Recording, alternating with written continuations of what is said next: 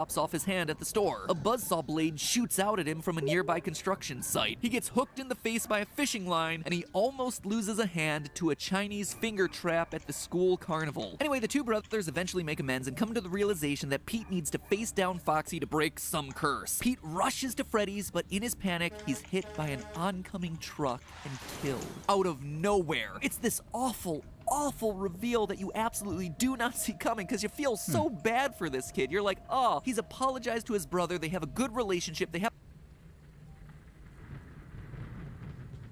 apologized to his brother. They have a good relationship. They have Alô. apologized to his brother. They have a good relationship. They have Alô. apologized to his brother. They... Tá com delay. Não tem muito que eu possa fazer.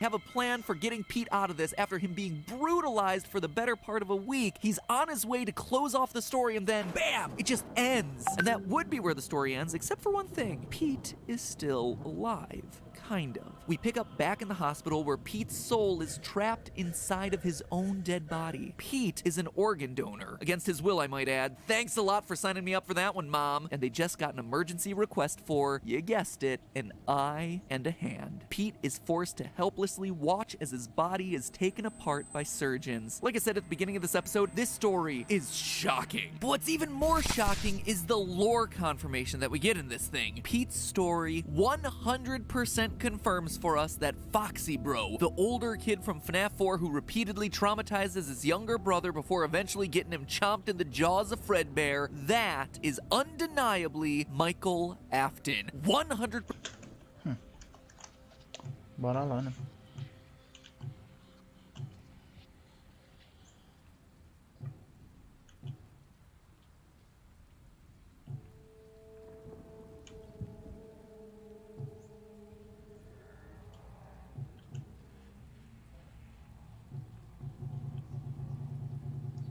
Meu Deus, tem muita coisa. Vamos lá. Primeira sinapse.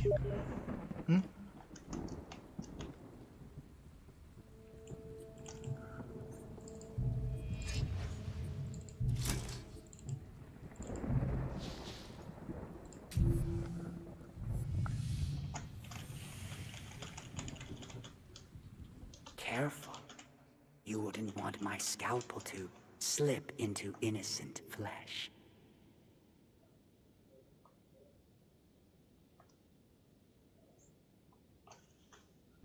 No doubt. It's something that we strongly suspected for a while, and something that later evidence started to throw into question, but this story, happening 5 years after that game's initial release, finally clears it up for us. Obviously, there are some superficial similarities here. Pete has a younger brother who's scared of the animatronics, just like Foxy Bro has the crying child, his younger brother who's scared of the animatronics. Pete is connected to Foxy throughout the story, just like the fled through the streets, spreading the plague with them.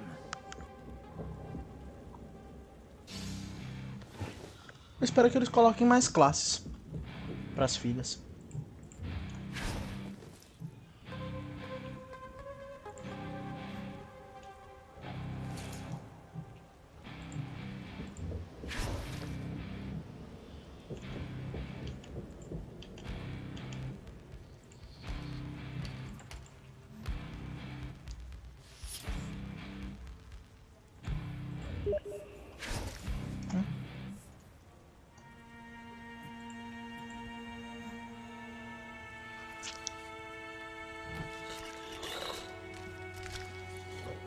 Não tem energia.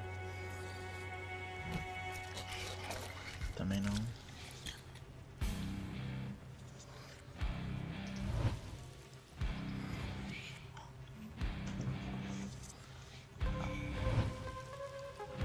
Blank.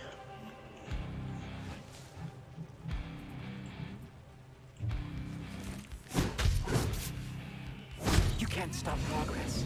The cure will be found. Eita porra.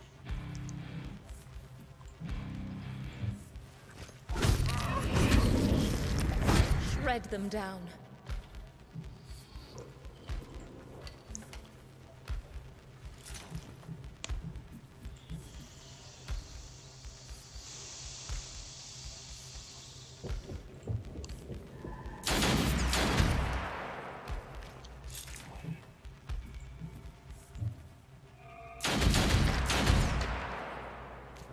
Dá pra matar. Nice! Progress. The cure will be found.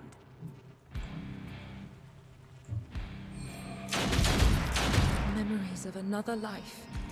Guard them well. Joy!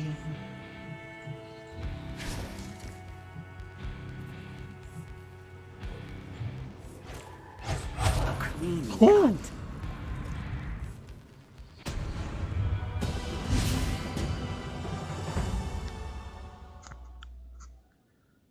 Um trabalho, moças.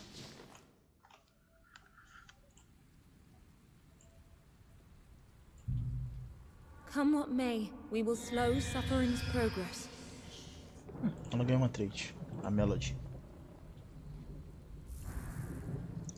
It is done.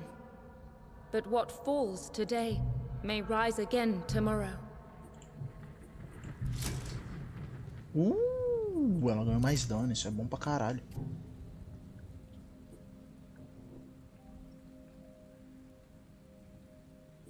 Qual que é o range? Ah, no range dela? Isso é bom demais. Nossa senhora.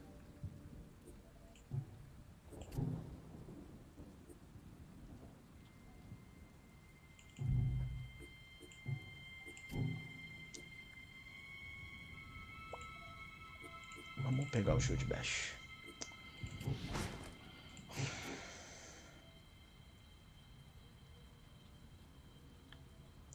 Visita. Ah, eu não queria fazer isso.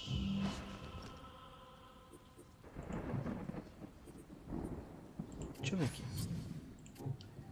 Coloque um ataque adicional que causa 58 de dano base.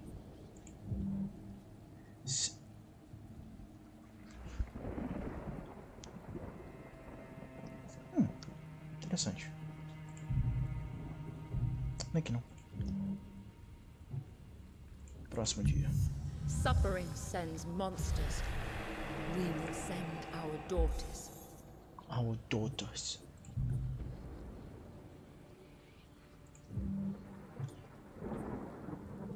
Eu consigo fazer uma agora. Hã? Não. Ah, tá. Por tempo. Give life to our daughters.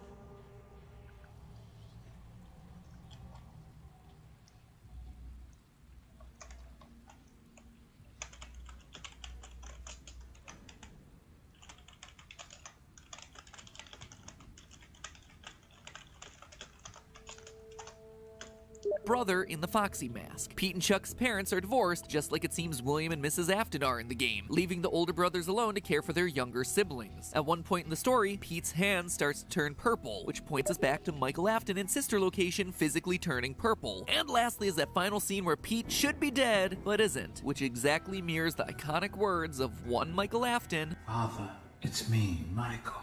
I should be dead, but I'm not. But all of it is just a bunch of weak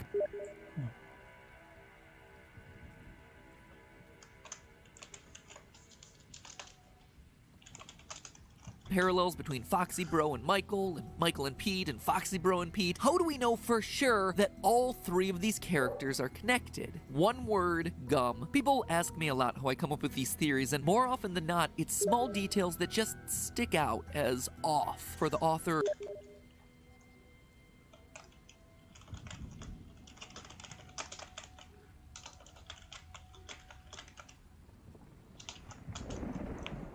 for a game designer to include, as though they're purposely seeding these details out there to try and signal something to us. And in this particular story, the odd character detail of Pete is that he chews gum a lot. Page 4, he's chewing watermelon gum while watching his brother. Later, when he's scared by the Foxy animatronic, the book makes mention of him swallowing that gum. Okay, that's fine, that's a one-off thing, no big deal. But later, on the way to the butcher shop, we're told that he, quote, pops a wad of watermelon gum into his mouth. On the boat fishing with his dad, he wishes he had brought his watermelon gum. It is mentioned a lot in this short story, enough that it sparked my theorist senses and made me flag it to look into later. Now, obviously, at no point during FNAF 4, or heck, any of the games, do we see a character actively chewing gum. That'd be silly, but that's not the only place that we see these characters at this point. Let me direct your attention back to the FNAF Survival Logbook. Who knew that a book with dabbing Chica as an active selling feature would become the single most important item for lore solving of this franchise? For those of you who don't remember this little gem, it's the logbook, originally owned by Mike, as we see on the title page, that helped us to solve for Cassidy's name. And wouldn't you know it, but today it's also the thing that's gonna now reveal to us Michael Afton's true identity. Page 49, quote, list 10 bad habits you'd like to break. Number 1, chewing gum excessively. I mean, there it is, plain as day. Pete chews gum excessively.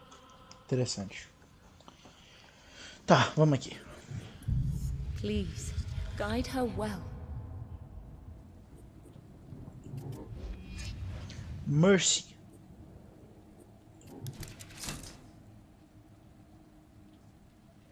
Mercy is an empty barrel of a shotgun. Now, unleash her on any who stand in her way.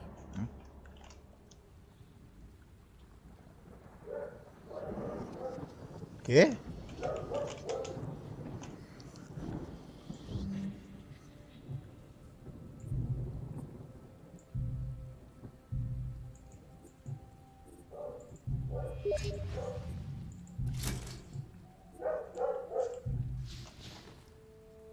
Ah, tá. O jogo ele é... Não. É. Branco e vermelho, mas também tem o preto, é. Preto das roupas, pô.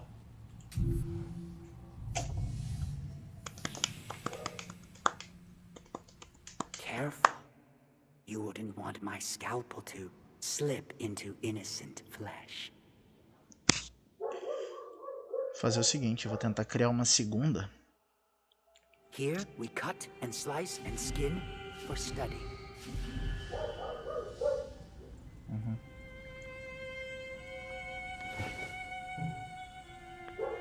Pra eu poder ter mais opções.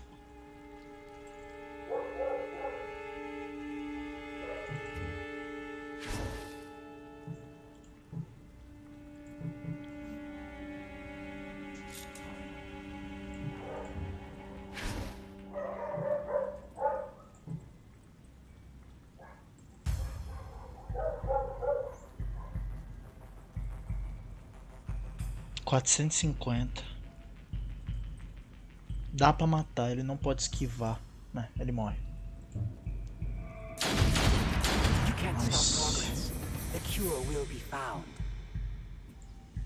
Poder da matemática me ajudando. Nice!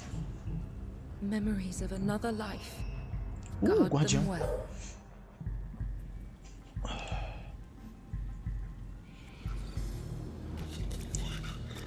Scavenger.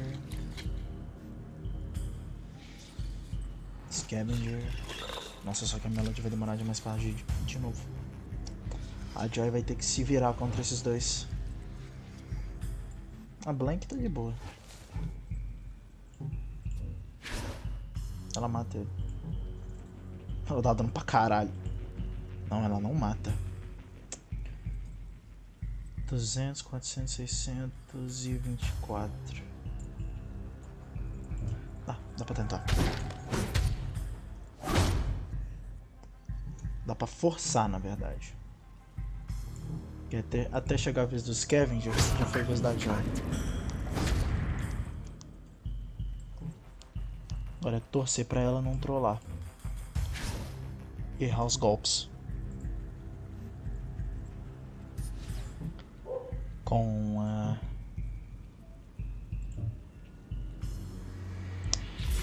Instância. Imóvel. Ela tem até o turno da Melody. Até o turno dela.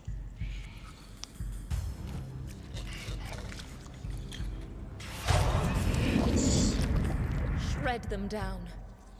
Não erra, não erra. Yes. Boa, menina Joy. Striking. Deixa eu ativar isso aqui.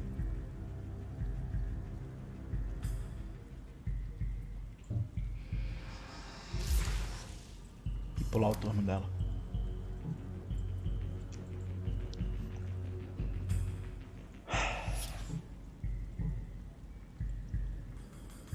Tem que ter mais alguma outra nascendo. Estranho. Esse turno. They worship torture and call it science. Nice! Ela gritou atrás What delas. new horrors must we face? Matar não mata não.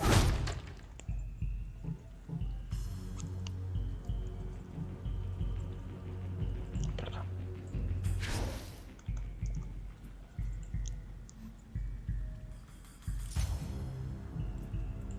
Conta você, moça. Flawless.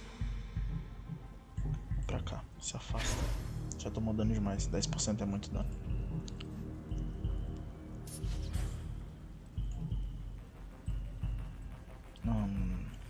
Encosta aqui. Toma 5%.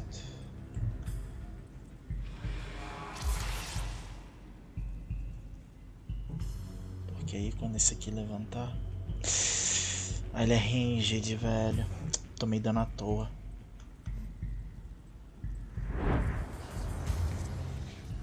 Vai ser. Ah, ele. Ele moveu pra longe demais. Achei que ele ia pra perto. Só posso pular o turno. Melodia.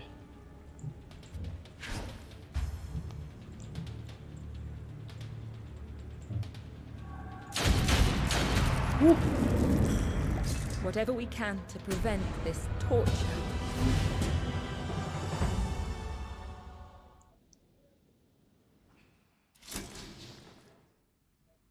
Nossa, que a Melody quase subiu de nível. Come what may, we will slow suffering's progress. Ela ganhou XP pra caralho.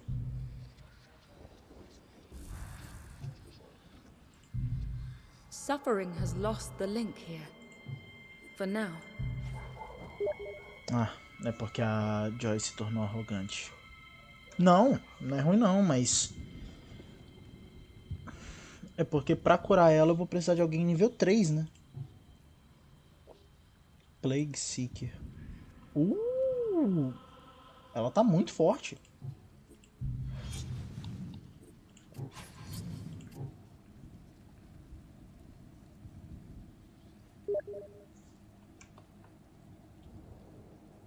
Mais ou menos. Witch. Ah, crítico. E aí, Mercy? Vou fazer mais uma. Vou fazer uma Shield Barrier. Give life Você entendeu? to our daughters. Modéstia. Já tem uma com o nome de Modéstia, né? Nome de Please, Bela. guide her well. E ela vai ser Shield Barrier. É. Ah, não, é Now, Melody. Unleash her on any who stand in her way. Agora eu vou mandar as duas pra essa aqui.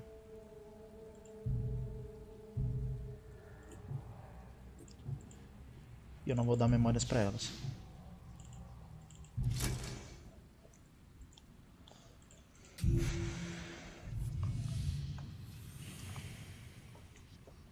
Porque se der certo, We must prepare to pay any price.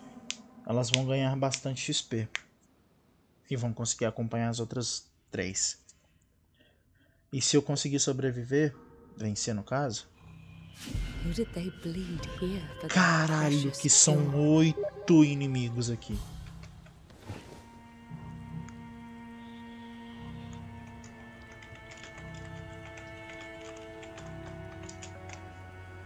Fodeu.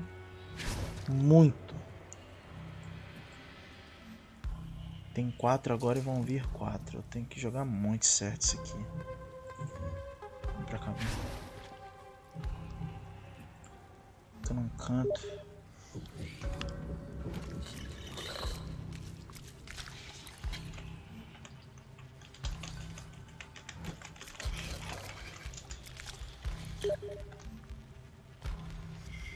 Ah, estão uns 4 pra cá.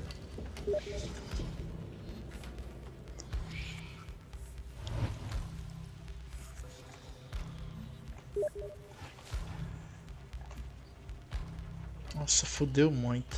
Ah, mas eles estão muito distantes, eles não andam tanto não. Só que a Mercy tem que matar. 7, 14, 21. E ela tem chance de errar. Vou ter que queimar a energia toda dela.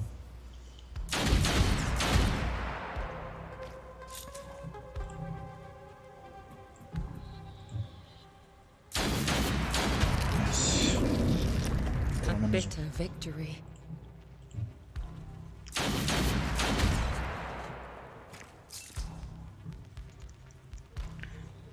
Oito, 16, 24.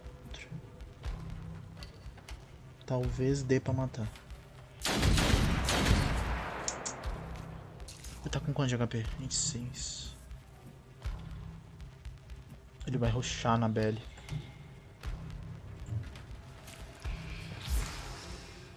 Tá mandando aí, mas... é pra qualquer dano. O primeiro ataque em um aliado. Tá.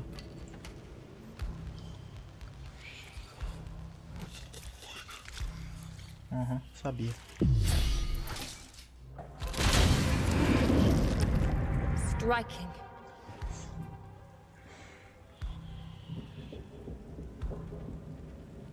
Eles estão no alcance dela, mas eles não conseguem bater porque cansa muito. Posso pular o turno.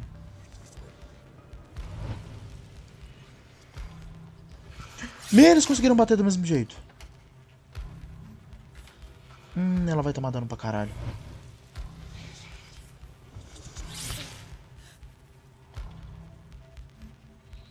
Ela tá com 2 de HP.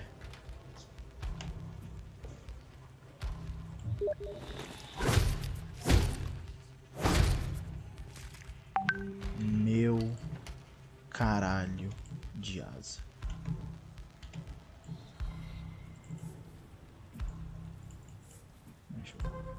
Jogo, eu quero que ela bata.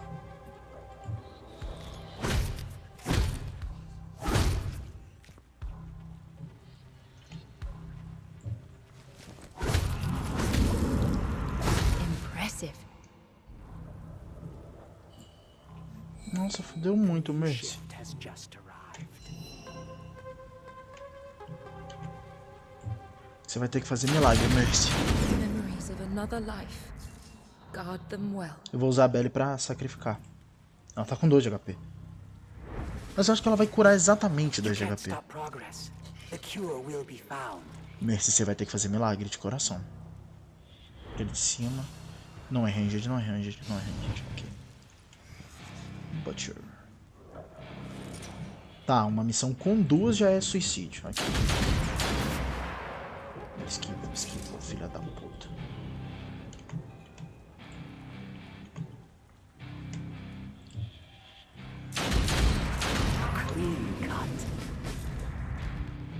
Tá, ele vai levantar. Vai ser o turno.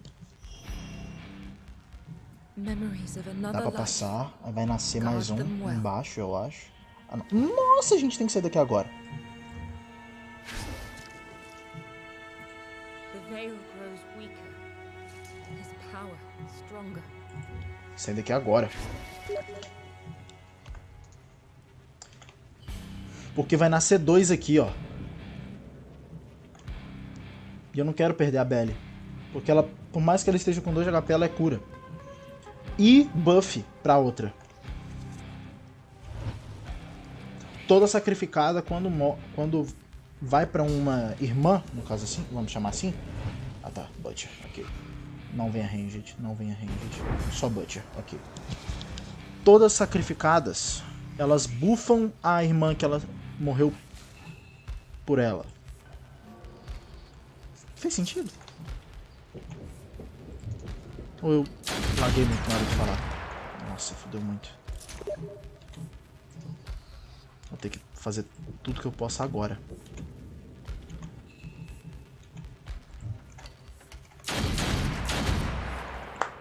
Vou ter que gastar toda a energia dela.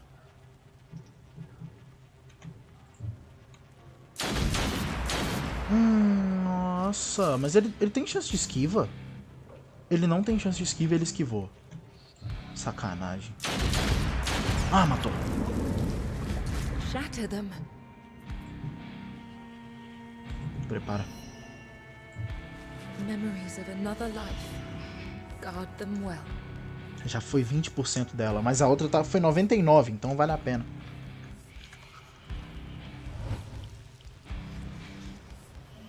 Esse puto vai encostar e vai bater. Aí ele vai bater nela. Ele não bateu. Filho da... Vai ser turno de quem? Eu posso empurrar esse aqui. Bato e recuo. Qual que é o seu alcance? Qual que é o seu alcance?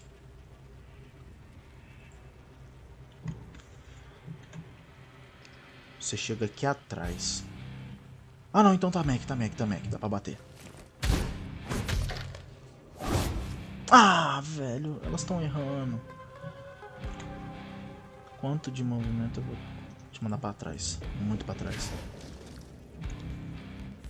Ok. Ele vai tentar bater na Mercy e vai ser interruptado.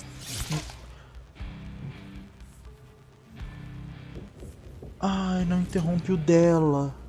O nela, quer dizer. Isso não é bom. Ah, não. Isso é sacanagem.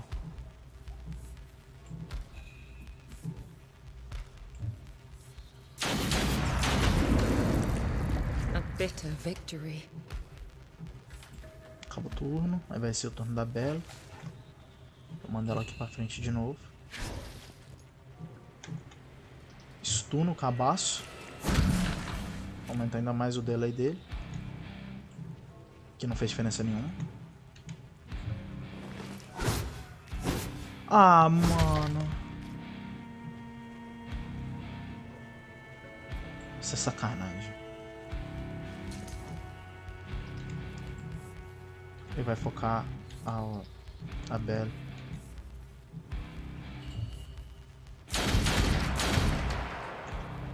Por favor, morre.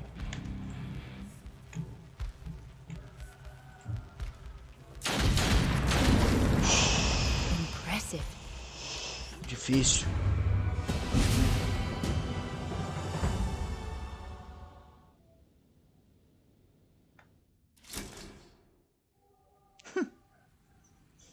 Então, por que vocês curam? Ah, porque vocês subiram de nível.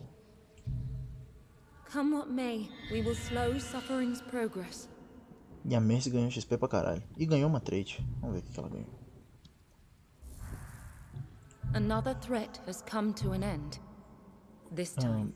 Bell... Não, é a Mercy que eu quero ver. Mais 50 de dano. Tá. Vamos sacrificar você. Ah, então não importa a quantidade de HP. Vai full life. Ok, não, beleza. Vamos aqui. Eu quero que você upa... A Belly vai upar a Blank. E a Mercy vai upar a Melody. Tá.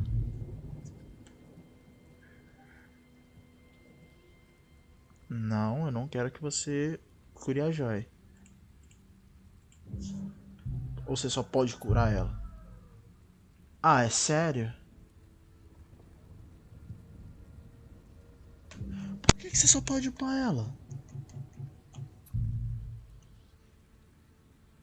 E você só pode curar a Bella?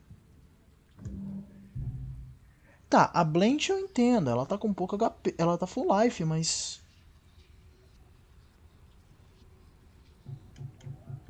Deixa eu fazer a filha aqui, a Give terceira. life to our daughters. Candide. Isso é uma doença. Nome de Blade Master. Please, guide her well.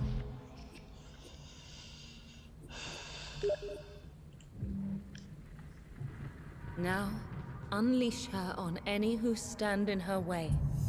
Tá. Our daughters ache to battle the next nightmare. Vamos aqui de novo. Ah!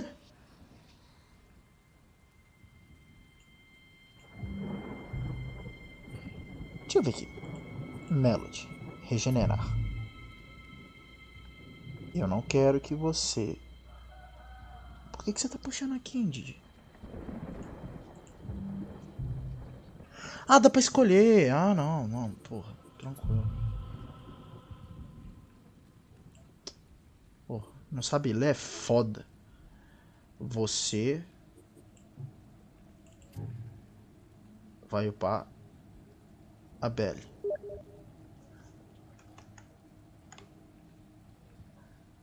É, vai ser isso mesmo. Aí eu faço outra Shield Bearer. Não, deixa eu só pegar as habilidades, vai que muda. Peguei aqui. Blacksmith Grace e Wrathful Rain. Vamos aqui. Regenerar. Não, perdão. Botão errado. Sacrificar. Aqui eu escolho a Blanche.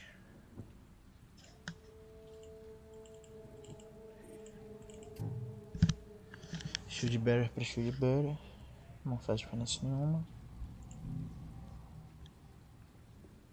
Sacrificar a Belly para Blanche? Sim. Uma parte de Belly. Mais 186 de HP. Isso é bom. Her sacrifice births another hope.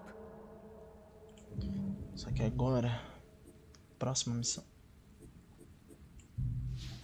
Ah tá. Ganhou trait, ok. Deixa eu ver. Empurrão. Não. Slam no caso.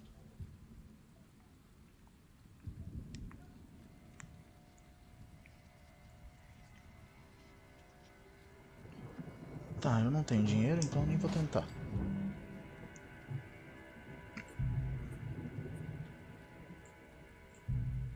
Oxi. Espaço confinado. Quero você. Você. E você. Meu trio principal.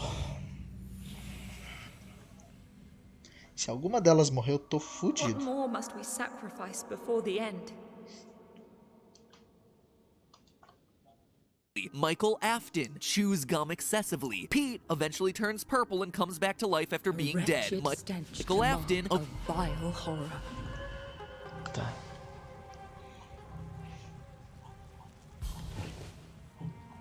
Vamos dar uma olhada no mapa. Tem alguém aqui embaixo? Temos 2 rangeds.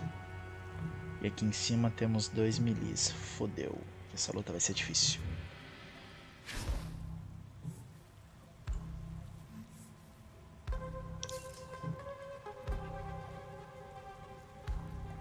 Melody, vem pra cá, vem.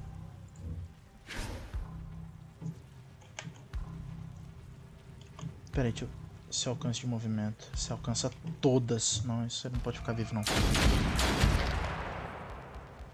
eu ver o alcance de movimento de você. Você tá longe demais. Shred them down. Deixa você descansar. Pega a Joy. Manda ela pra cá.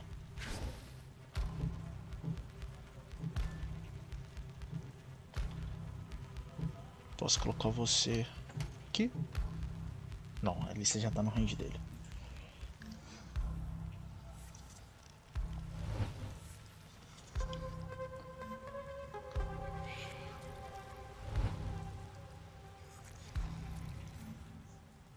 Ele tá sem visão dela, eles estão muito distantes, ok. Vou tentar correr deles por enquanto.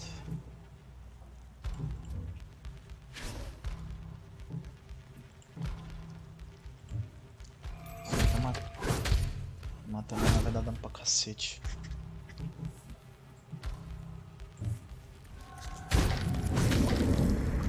Whatever we can to prevent this torture. Ok. Você, moça.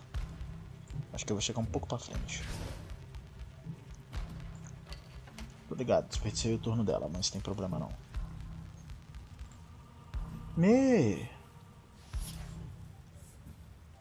Que foi 3 turnos desperdiçados. Não. Elas são muito rápidas. Vai. Massivo. Disparo massivo. Vai ser outro? Outro disparo massivo. Eu tenho que correr muito. Não dá.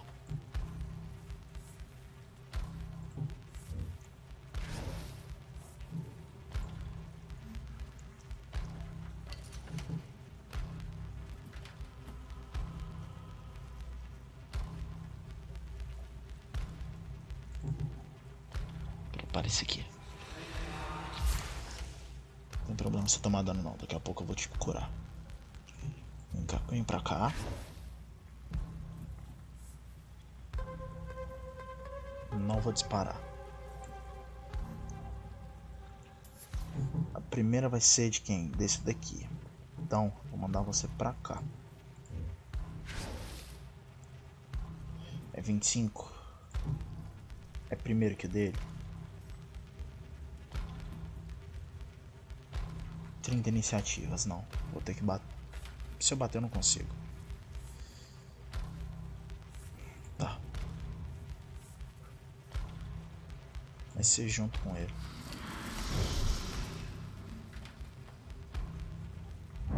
Nice! O dela foi primeiro. How foolish my fears. Another terror to haunt us. Pera, mover elas? Mover ela fez com que ele perdesse o disparo?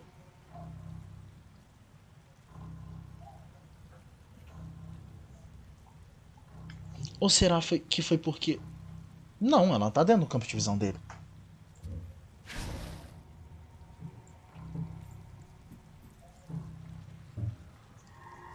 Ah, tá. You can't stop progress. The cure will be found. Tem um vindo aqui e ele é ranged. Estranho. Vem pra cá, vem. Nó, tampa pra caralho o range dela. Não tem problema não. Fica no cover aí.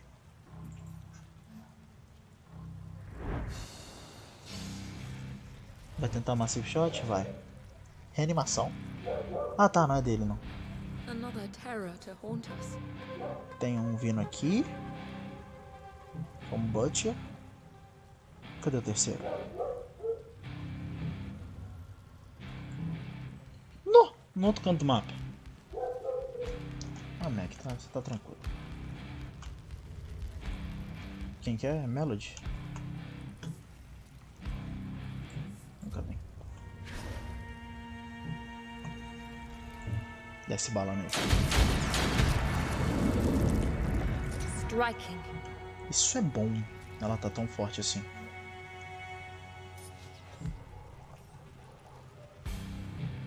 Vamos passar o turno.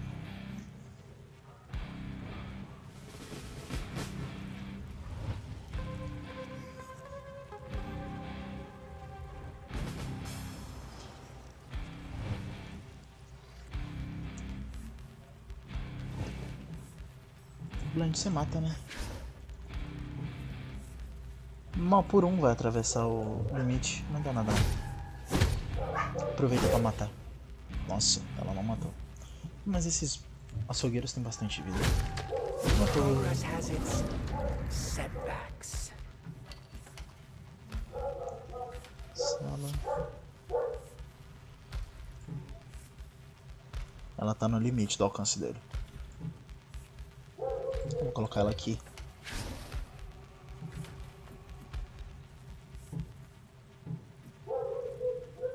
Ok, cancela o turno. Avança a Melody. E prepara o disparo interceptador.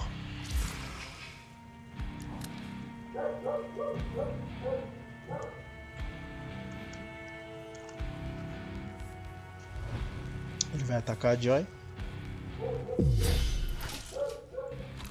Progress has its Nice. setbacks. 800 de dano no flanco.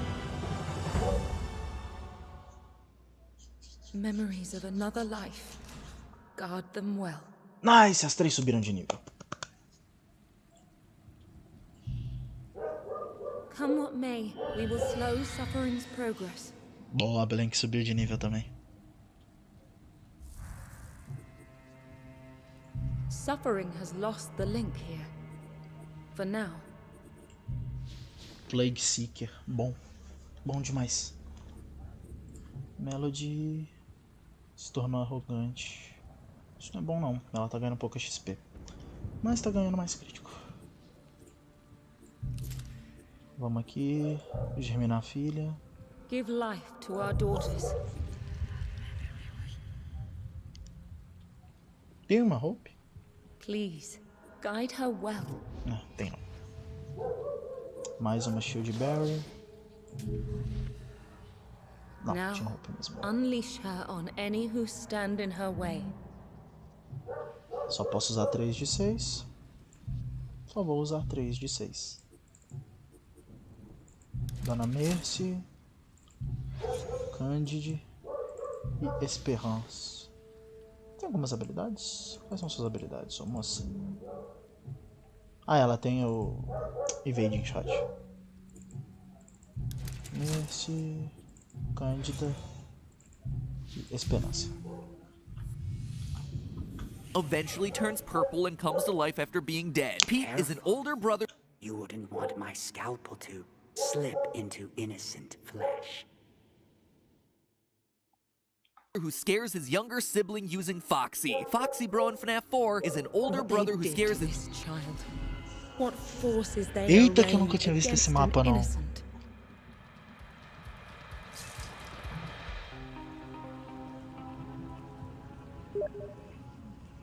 Eita, que esse mapa é enorme.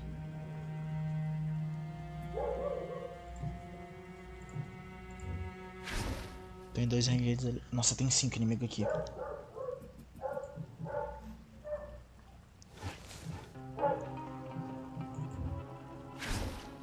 Essa missão vai ser difícil.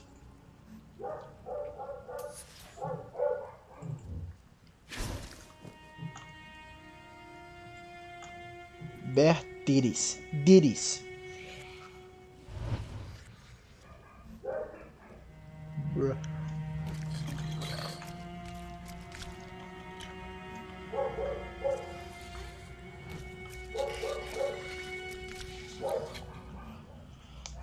Tem 1 melee e 2 ranged.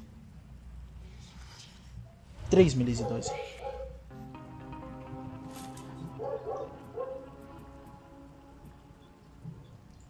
Sério que eles não estão no range? Porra, Mercy.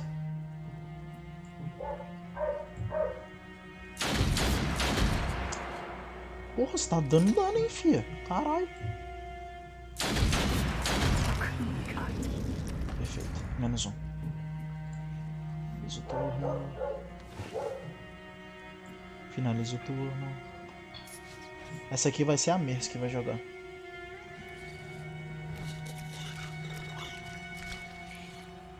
Ai, ai, ai.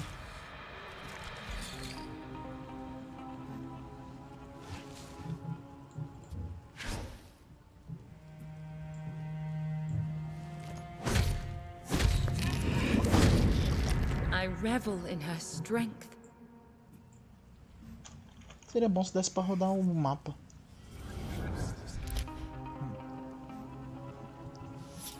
Na Hope. Não, não dá.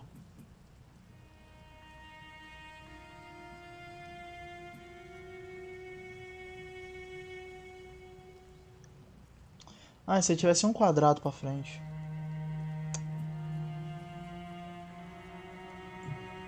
Move pra cá. Chama a atenção do segundo. Vocês são mais rápidos que ele.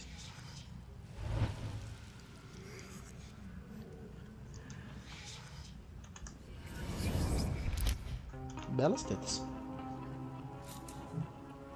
Merci, merci, merci.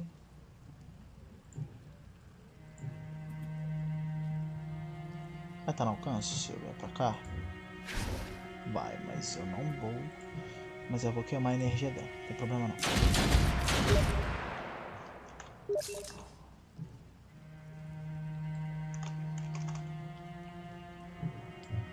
Matou. Tirei o da Hope. Nossa senhora, a imagem brilhou pouco ali. Fuck! What new horrors must we face? Não, fodeu muito. A Mercy vai morrer.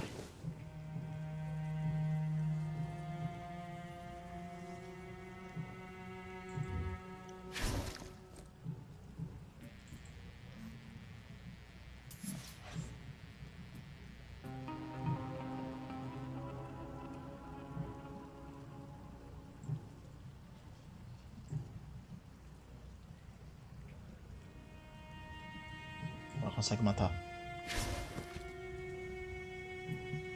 É, se ela se move, tira ele. Ah, beleza. You can't stop progress. The cure will be found. My eyes!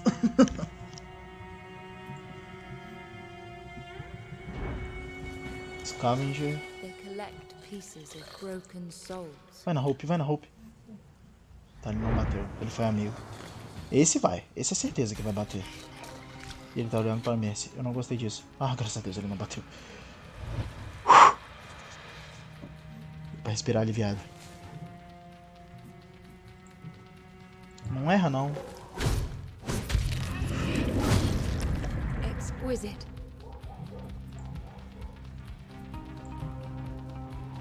Will the poor one's suffering never end? Erra, não. Erra, não. Merda. Porque tem dois nascendo aqui do lado. Shatter them. Fudeu. Fica aí, boa sorte, filha. Ah, é ranged. Snapshot? Não? Hã?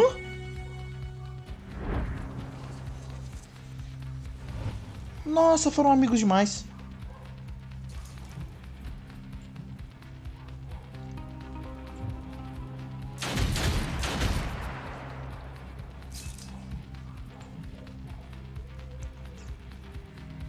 Deixar vocês dois miados.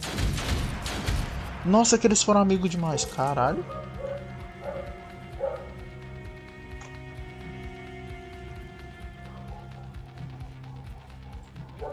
Porra. One less to plague the innocent. Eu posso clicar aqui, né? Mais fácil. One less to plague the innocent. Nossa, que maravilha, velho. Eu dei muita sorte.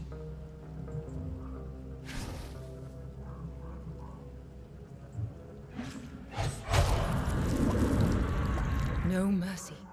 Agora eu parei pra reparar. Eu não consigo usar elas pra curar.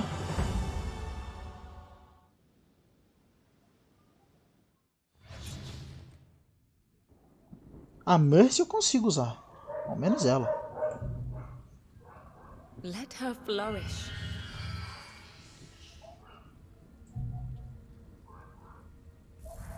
We've awoken from one nightmare, but we may soon live another. Tá. Mercy. Você foi uma excelente amiga, mas você vai de base. E você vai pra Melody.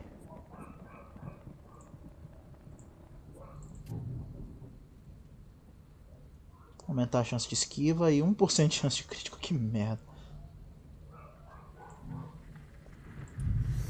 Foi um prazer.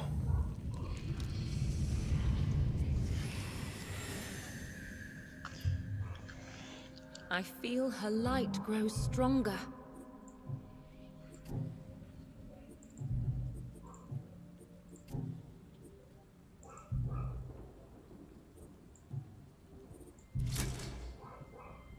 Parte de Mercy. Eu não posso fazer filha agora, porque eu tenho que upar as habilidades delas.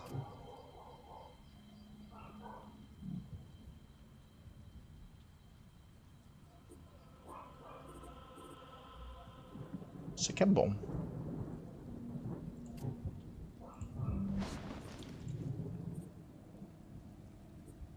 Pra Joy. Pra Joy. Como eu vou fazer algo que aumenta a velocidade? Não. Isso aqui. Visitante. Eu não sei falar. Parte de Mercy. Vamos de próximo dia. This so-called doctor has revealed himself.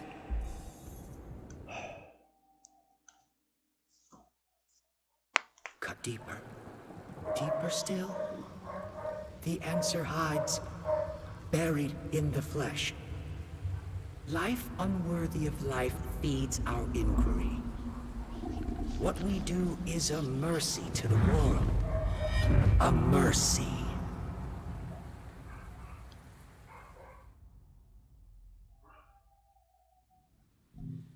What will you remember now?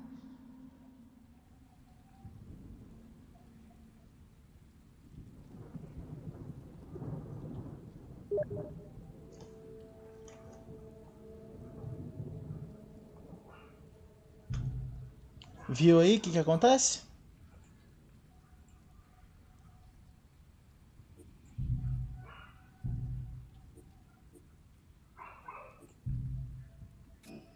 Remember.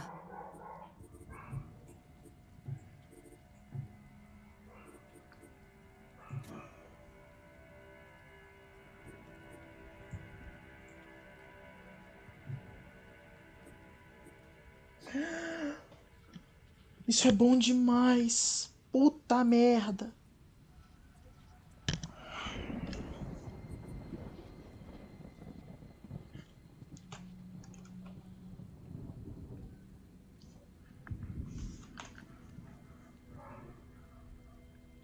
His Caralho, younger que sibling with Foxy. Pete equals Michael, and Michael equals FNAF 4's Foxy Bro. Done, confirmed, another character identity locked. This detail has been sitting in the logbook for years, just waiting to be used. Kind of impressive. Well done there, Scott. Well done. And this confirmation tells us everything we need to know about Michael's motivation for the rest of the game series.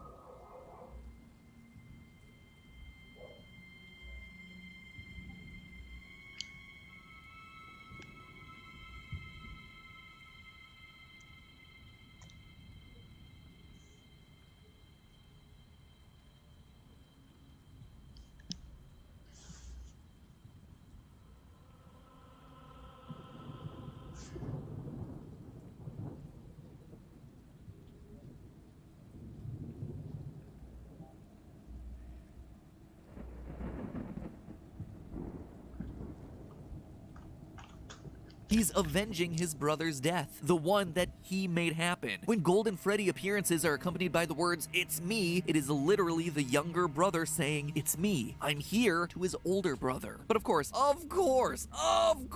it is never that easy. This same security logbook, this thing that has been so pivotal to solving so many mysteries of this franchise, raises just as many challenges. Because sure, here it just confirmed the Foxy Bro connection, but then it also has lines like these. Page 103, "The party was for you." Page 75, "Does he still talk to you?" in reference to psychic friend Fredbear. Page 23, "Was your favorite childhood toy a plastic purple telephone?" Page 20, "What do you remember?" And most troublesome of all, page 31, "Do you remember your name?" All of these questions seem pointed to the crying child. The party was for him. His favorite toy was the purple telephone. Fredbear did talk to him, and never to Foxy Bro as far as we know. In fact, these are the exact questions that got us to throw the Foxy Michael connection away so many years ago. Why would the spirit in this book, Cassidy, be telling Mike things that are very clearly true of the crying child, if Mike was indeed the older brother the entire time, like this latest Fazbear Fright story just confirmed for us? It doesn't make sense, which is why now we have to solve these last two questions. What do you remember? Do you remember your name? I mean, yeah, I do remember my name. It's Mike. I wrote Mike on the first page of the book, didn't I? Unless Mike never truly was my name. The question that we're left with, and the question I pose to you and that I still need time to think through, is what did Michael forget? And how did he forget it? Was he the bite of 87 victim? Is that how he lost his memory? Did some sort of other trauma cause him memory loss? And more importantly, is there some other strange connection between Michael and the crying child? Like, seriously, why would the book say that the party was for Michael when FNAF 4 clearly tells us that it's not? I can't believe that this is just some sort of typo or something. This book is so precisely engineered to be the linchpin in too many mysteries of this franchise for that to be the case. So could that connection between the two brothers be the reason why Michael's name might somehow be different? All theories for another day, my friends, but at least for now, we're one more confirmed step closer to getting the answers we've been looking for so long. So maybe that's the reason why the story is in fact called Step Closer, because otherwise that title for a story about a kid losing an eye and an arm just doesn't make a whole lot of sense. Next time, we tackle Susie and her connections to FNAF 6. In the meantime, remember that Food Theory exists as a channel and you should subscribe to it. Help us cross 1 million subscribers. I know that you guys can help us do it, and if you like what we do over here, then you're gonna love what we do over there too. So stick around on that channel. I'm having a blast with it, and like I said, if you're into videos about scary restaurants and pizza, well, we've got episodes coming out about both. The dark lore of KFC, and heck, even today's episode about how pizza is technically a sandwich. Link is on screen right now. It's a channel that's giving you lots of cool stuff that you can drop in front of your friends and family. So no longer will they just be rolling your eyes when you talk about animatronic murder. Now you can blow their minds with stuff that they might actually understand and care about. So please check it out. Please subscribe so that way we can get closer to the 1 million subscriber mark, and I'll see you all next week.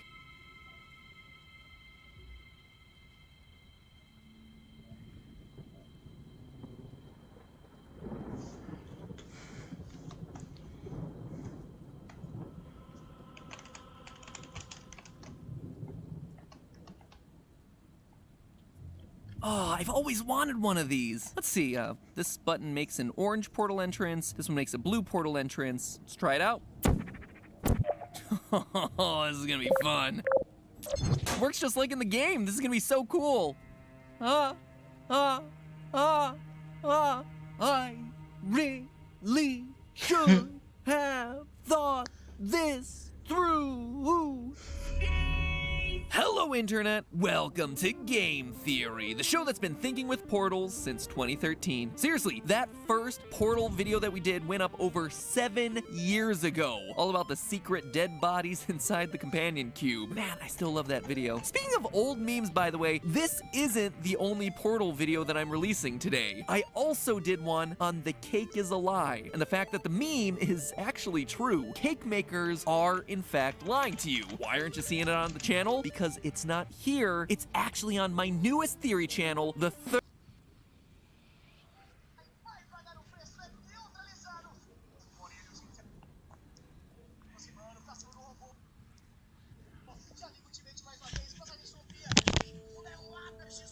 garantido de ele dizer o que é barato, que sabe que tem a força, tem a vida.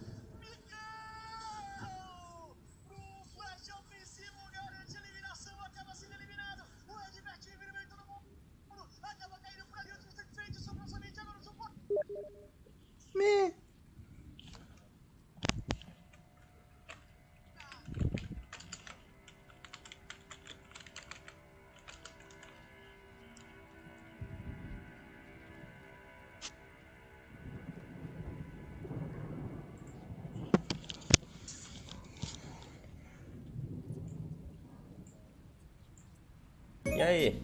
Usar suporte é um bom pique no low elo? Qualquer pique é bom no low elo. A regra sempre vale, Pedro. Não interessa meta low elo. Quando eu falo de meta, eu tô só unicamente me referindo a competitivo, tá? Nunca pensem que eu tô falando de solo kill, eu tô falando sempre de competitivo. No low elo tanto faz. Qualquer coisa que você conseguir jogar bem vai funcionar no low elo. Ninguém tem obrigação de seguir, ai, nossa, porque o Azir é muito picado na LCK, preciso jogar de Azir no low elo. Não. Nem no Challenger jogam tanto de Azir e o Champion é muito forte no competitivo. Assim, o competitivo prefere campeões mais fortes em vários momentos do jogo, e Caitlyn não é forte no early game, é bem ruim no early game, na verdade. E aí você pode me refutar, dizendo, ah, mas eles pegam um caçadinho no competitivo. Sim, pegam um caçadinho no competitivo, normalmente contra Azir, porque Azir é fraco no early game também, junto com o caçadinho. E aí o caçadinho dá outscale no Azir, supostamente, depende de como o jogo roda também. Mas a lógica é essa, o competitivo dá muito valor pra coisas que são fortes cedo. Tipo EZ, spike rápido, Aphelios é forte o tempo todo, Kalista é ridículo early game. Não tem como você se dar o luxo de pegar um champion que é forte depois dos 20 minutos de jogo, porque aconteceu muita coisa até os 20 minutos de jogo. O método competitivo, ele sempre quer ser o mais eficiente possível, por isso se vê muito menos variedade de campeões, porque sempre se busca o pique mais forte na maior número de situações possíveis. Então ninguém vai jogar de N no competitivo, porque talvez N seja boa em uma situação muito específica, mas a situação específica não vai acontecer no competitivo. Agora a Trox é um champion que é muito mais versátil e funciona na maioria dos casos, então a Trox tem muito mais valor no competitivo. Essa é a lógica. Ah, e por que não usam Evelynn no competitivo? É porque Evelynn é ruim? Não, Evelynn não é ruim. Mas Graves, Trundle são campeões mais fortes, mais completos, que são mais úteis em mais situações. Não quer dizer que a Evelynn é ruim, só quer dizer que ela não é tão boa no competitivo, porque é um jogo diferente. Caim no competitivo? É que Caim normalmente é bom contra Jungle Tank, e Jungle Tank não é blindado. E no draft, normalmente você tem que picar o jungler cedo, pra mostrar menos coisas. Eu acho que a limitação de draft é o maior empecilho pro Caim, e o fato de, sei lá, ninguém blindar Sejuani. Mas Caim azul nem pensar, é só Caim vermelho. Não prejudica muito ela. Quer dizer, prejudica, tira uma das forças que ela tinha muito acima dos outros champions, mas coloca ela mais em linha com outros mid laners desde o começo do jogo. É porque a Syndra level 1 com poção corrupta e 40 de mana no Q era muito injusta.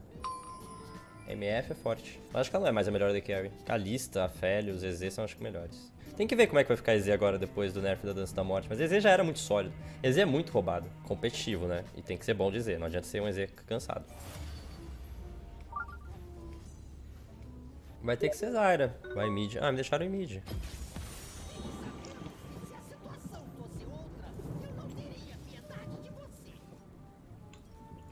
Singa de suporte? Eu não sei. É, Singa de suporte. Ok. A Veigar é só gelinho. Tem gente que joga de cometa, mas acho que é perda de tempo. Talvez eu tenha que fazer um pouquinho de MS cedo pra lidar com o eco. A gente tem muita pressão no bot. Talvez seja um problema, porque eu não tenho pressão no mid. Acho que a gente nunca jogou essa matchup. Vamos ver como vai ser. Acredito que seja bem ruim pra mim depois que ele fecha a bota de MR. Veremos. Nossa, muito bonitinha minha skin. Tô de pijaminha.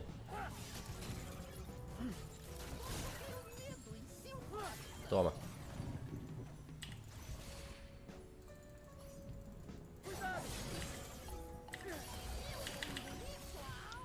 Nossa, eu sei uma coisa. Eu tenho um segredo, mas é um segredo muito secreto, acho que eu não posso falar. É um bug.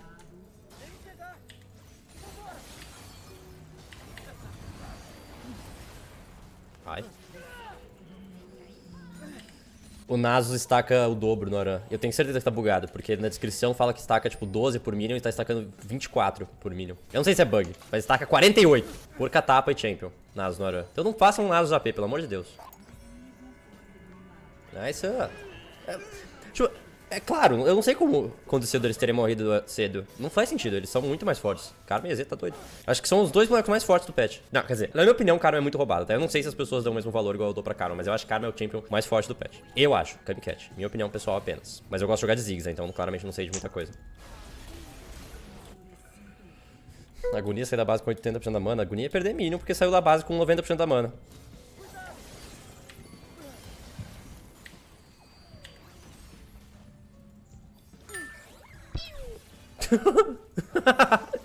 Eu queria ver o que ia acontecer.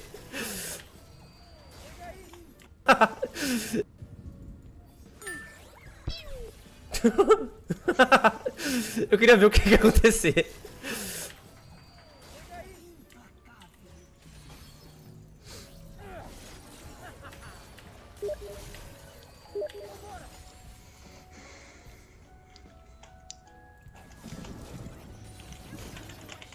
Ai, se tivesse ult agora. Se tivesse ult agora, ele não ia estar com essa vida.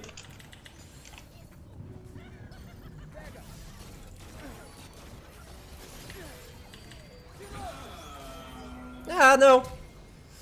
Fucking boneco. Eu tinha que flechar, senão eu ia morrer depois, se flechasse depois. Que ele acertasse o quê? 100% que eu ia morrer. Absolutamente 100% de chance. Flash tá aí pra ser usado.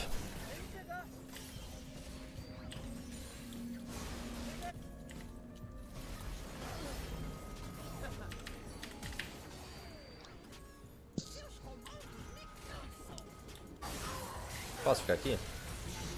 Ficar aqui. Nossa, tem um I descendo muito rápido. Deixa eu meter o pé aqui. Bonitinho. Oh, fuck. O Renekton ali.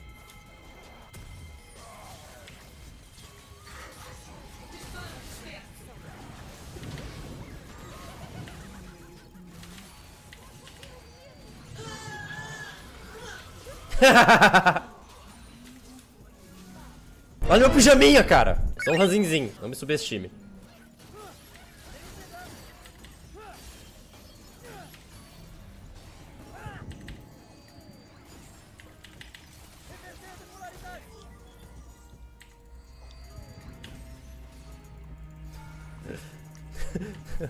Ai, não morreu.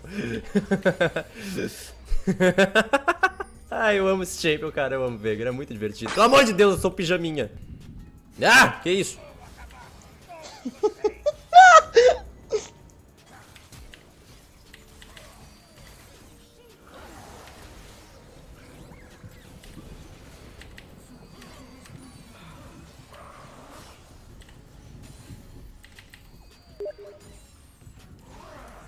Por que esse jacaré tava aqui? Que susto. Por que a gente não fez Dragon ainda?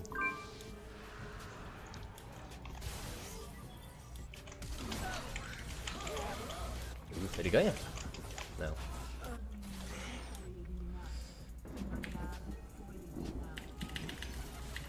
Não! Obrigado, Sr. Kha'Zix, por corrigir a minha besteira. Por que eu acho Karma forte? Porque ela tem a build mais roubada, cara. Turíbulo e Cálice é muito forte. E é muito barato. É muito forte. Lulu... É que Karma é muito mais forte que os outros suportes de peel, mas daria pra fazer em Lulu também, em Jana. Mas eu acho Karma broken, de modo geral. Ixi, tem uma galerinha aí. Consegui chegar... Tem cooldown, não? Ash tá sem recurso, será?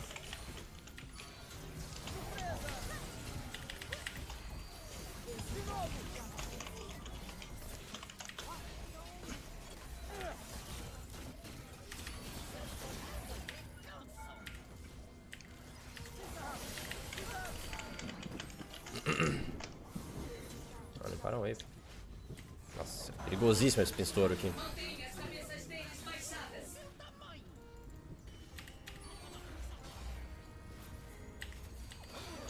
Não tá bom esse meu posicionamento.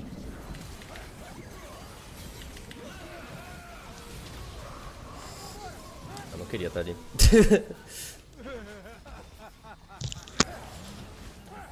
Renekton Flash, pelo menos. Ah, se tivesse fantasminha já ia ser tão incrível. Quem matou? O I. Perigoso.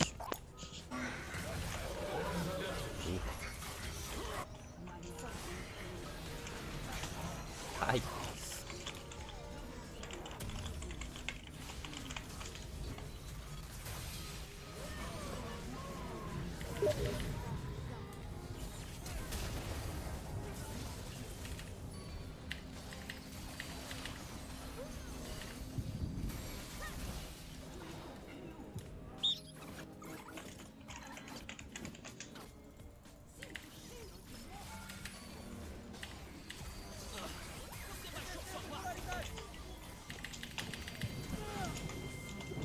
Ah, minha ult faz ele curar muito depois que ele ulta. Essa é uma alma excelente se a gente conseguir. C pra frente. Ainda bem que Dança da Morte é OP. Ele nem tem ainda. Mas ainda bem que Dança da Morte é OP. Foi por causa da Dança da Morte? Não, mas ainda bem que é OP. Ixi, é o Singed roubando.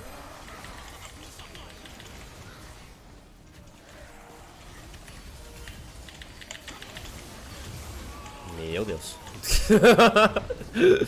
Maníaco, cara.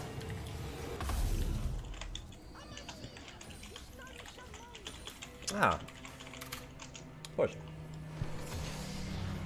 Ah, todo mundo jogou muito bem. Igual o Kha'Zix. Foi um bom gank dele no comecinho.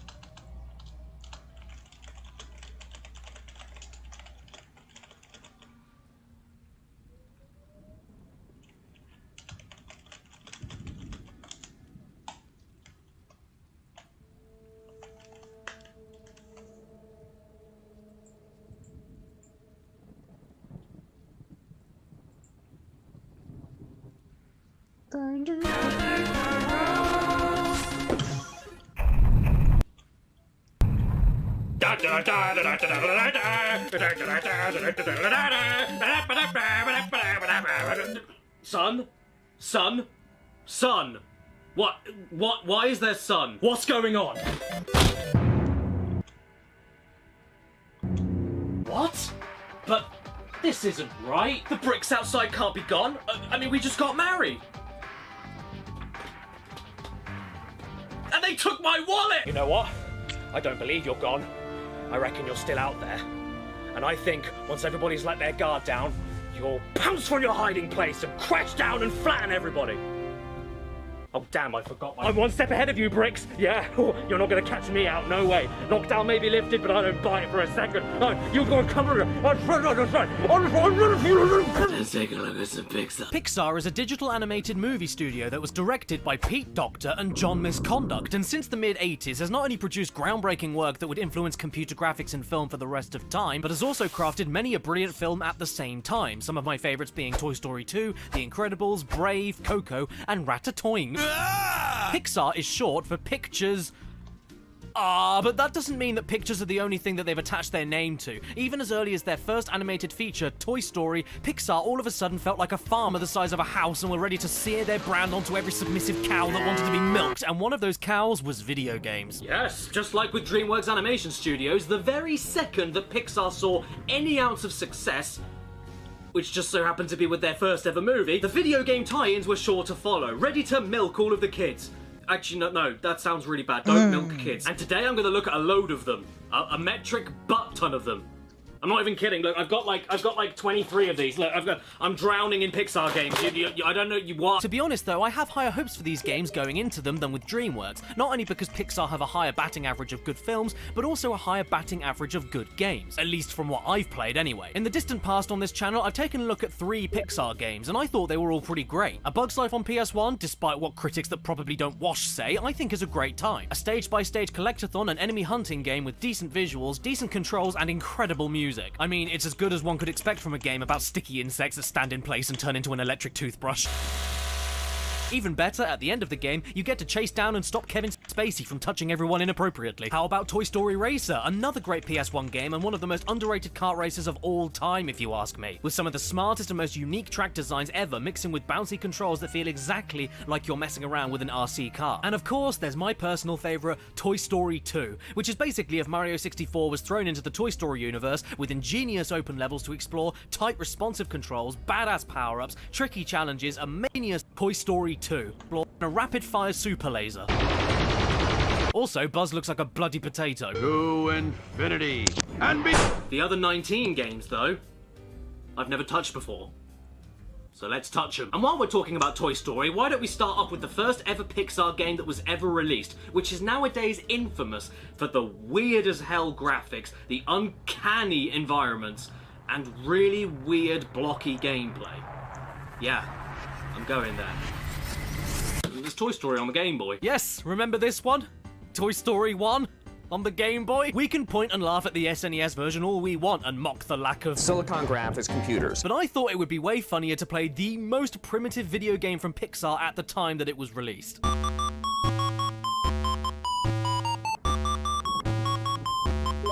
This is more frightening than any horror game I've ever played. And you know what? I should have just stayed on the menu, because as soon as the game starts, it gets worse. How do you put this diabolical waste onto a Game Boy? This is how you do it. If Donkey Kong was played by Tom Hanks and then got run over by a steamroller, you get Toy Story on the Game Boy. Oh my god, this is so rancid that there isn't even a word for it. The controls are really bloody loose as well, but hey, what are we even doing here? Because I don't know. As it turns out, the goal of level 1 is to find a bucket hidden in the stage, open it, and then watch it start shitting. After that, you head off to look for a radio and knock it down to the floor. Oh, hey.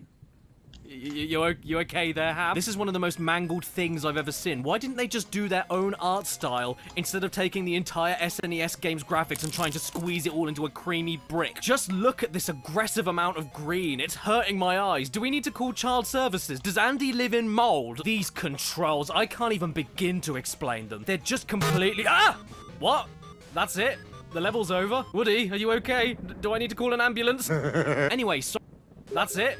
I can't even begin to explain them. They're just completely... Ah! What? That's it?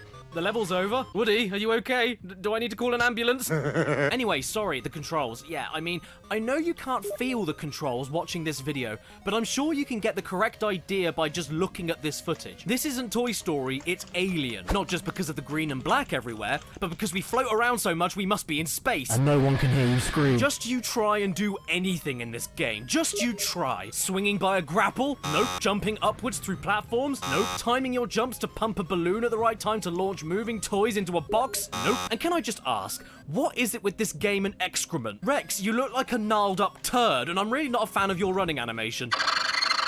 In fact, all of the animations in this game are buggered. What's going on here? Why is Buzz swimming in midair, and why is he splayed and waiting suggestively for me on the bed? Is it because I'm Woody? These levels go on forever, man. Look at this. How ridiculous is this? How big is Andy's room? Does he live in one giant corridor? What kind of kid is Andy anyway? Why does he have 1 million copies of the board game Drafts, and why is he obsessed with this single book called The Fish Man? Well, whatever kind of kid he is, he's the same kind of kid who thinks the alphabet goes why? Oh, by the way, did any of you guys ever see the posters for the SNES and Genesis versions of Toy Story? Well, if you thought the Game Boy version was horrifying enough, then I don't think you'll be able to cope with some of these posters from back in the day. Play the game! Okay. I'm sorry, Daddy. Well, that was horrible, wasn't it? So I suppose it's time for us to move on to the next game I'm going to be looking at. It's another Toy Story game at least, so maybe it'll be a lot better. Well, we'll see. Get ready, everybody, for Toy Story on the Zizzle. Yeah, the Zizzle. What? You don't remember the Zizzle? It's a classic. No, it's not an overweight calculator, it's a video game system. And my god, is it a video game system? First off, it's called a Zizzle. That's not a game console. That's what a sausage does in a frying pan. Secondly, who designed this plastic shell? And thirdly, where is the demon that they summoned after they designed it? Buzz looks like a burn victim, and Woody looks like he just survived Chernobyl. And this would be bad enough. But then you turn them around and look at them from the side. And these ugly skin grafts attached to this bulky chunk of plastic is not where the horror ends, because you turn the thing on and... Select mission. It speaks. And oh boy, does it speak. On this so-called Zizzle, you get a total of 5 missions to play, while holding the system with your left finger poking into Buzz's armpit. And as for Woody... we don't talk about Woody. And this is what the missions are. Mission 1, you move left and right to catch aliens. Mission 2, you press 1 button to do a jump every so often. Mission 3, you hold left and right while hitting 2 buttons to do high and low attacks against other toys flying towards you. Easily the most challenging and mechanically complex game on the Zizzle. Mission 4, you move left and right to cross a busy road while avoiding cars. And Mission 5, in the saddest thing I've ever seen, all you do is scroll through 4 things you can make Buzz do and press a button to make him do them. You can put his helmet on and take it off, fire his laser, open up his wings, and make him talk. I am Buzz Lightyear. This mission clearly only exists for those poor saps of kids that weren't lucky enough to get an actual Buzz Lightyear toy back in the day. This was their substitute. Don't worry, kids, you don't need any of this. You've got the Zizzle. It's basically the same thing.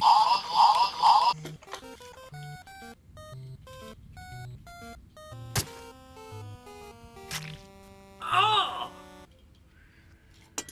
Oh! Oh, why did you do that? Oh, Well, you know what? This was worse. Okay, then hopefully I can feel a bit better after I revisit a game I replayed countless times as a kid, Monsters Inc. Scare Island on the PS2. This is, in fact, the same game as the PS1 Monsters Inc. game that I know a load of people played when they were younger. I think it was called Scream Team. But to be honest, I never played that one, and I didn't even know it had a PS1 version until I got a demo disc for it long after I finished the PS2 version. It's the same game essentially, it just looks better and runs smoother. But better graphics or not, God help me, it doesn't do much for Scare Island. Water News looks like a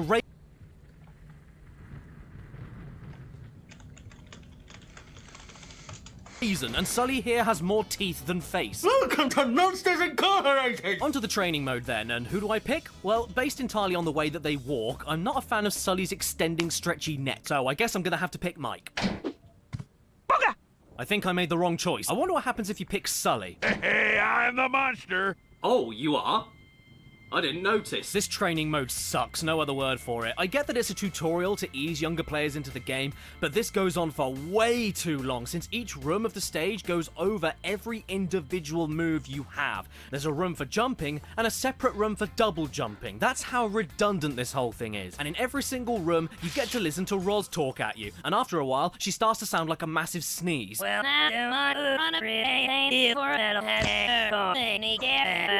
we get out of the training mode and into the actual stages, which are free-roaming 3D environments with sub-areas you need to unlock and edges you can't cross. The game itself is kind of like a Mario 64 collectathon mixed with Ape Escape, but for babies. You run and jump around, attack enemies, and collect this stuff called ooze in order to fill up a meter. After you've filled it up enough, you then go on the hunt to catch these robot children. Thank the Lord we're not hunting real children. And if they're the same color as the meter point that you filled up to with the ooze, you can adequately scare them. Scare enough of them, and you clear the level. Well done. Unlike Ape Escape, though, where searching for these escaping targets and catching them is fast-paced, reaction-heavy, there's usually platforming or puzzle-solving to get around, and it takes one swipe to grab them afterwards as a nice payoff. Monsters Inc. instead just places the kids everywhere in not very difficult locations, and then forces you into a button-mashing scaring game every single time you find one of these things. And the higher color level they are, the more button mashing you have to do. This gets immensely tiring insanely quickly. There's nothing fun about this, and not rewarding even slightly for finding these things in the first place, because you don't just get to pat yourself on the back and move on like in Ape Escape, you have to stop dead in your tracks and mug. To be fair though, it is funny once or twice to see some of the final scaring animations.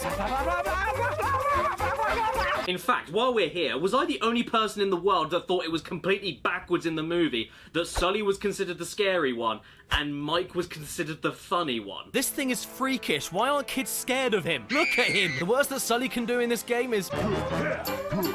Okay, fair enough, he's pretty scary. The facial animations aren't the only things I'm not too sure about on the production value, though. It's all over the place throughout the game. Check out these water physics. It looks like they're trying to escape the game. Sometimes the models look absolutely fine, and sometimes they make me want to off myself. And they also reuse the same victory animations for the monsters when they grab the main medal collectibles of the game, which is fine, but these animations are in sync with one specific line of dialogue, and the characters say different lines for different medals. So where this is perfectly fine... Not bad for a guy with one eye! This just looks dumb. Who's the monster?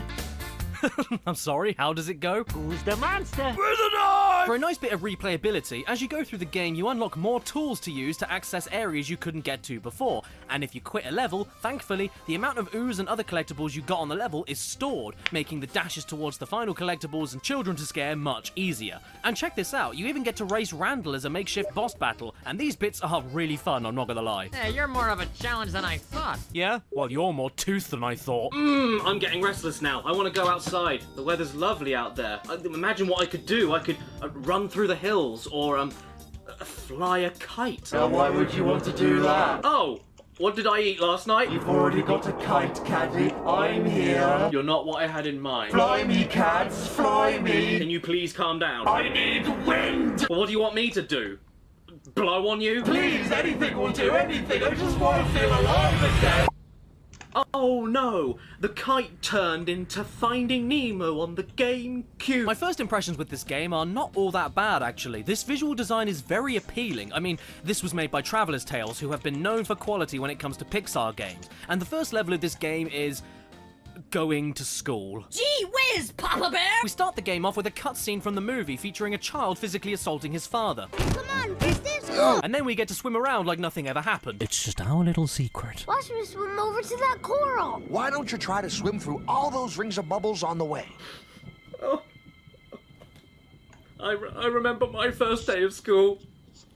And my dad asking me that. We get to see the two main types of gameplay here, side-scrolling linear segments with a few side paths to explore, and on-rails swimming segments with obstacles to avoid. We aren't given much time in these parts though before we're introduced to some more characters. Hi, I'm Tad. I'm obnoxious. Hey there, Nemo. Nice to meet you. I'm a twat. This game takes you through the event